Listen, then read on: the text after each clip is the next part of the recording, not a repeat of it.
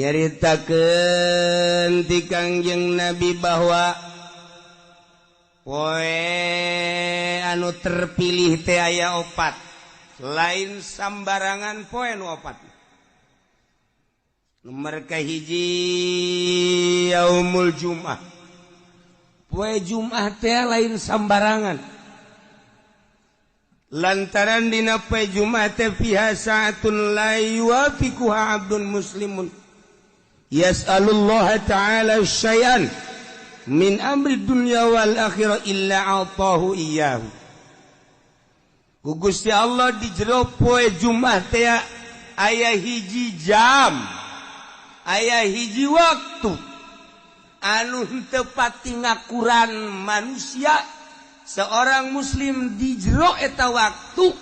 kemudian menta baik urusan dunia maupun urusan akhirat langsung bakal dibere ku Gusti Allah. Poe Jumat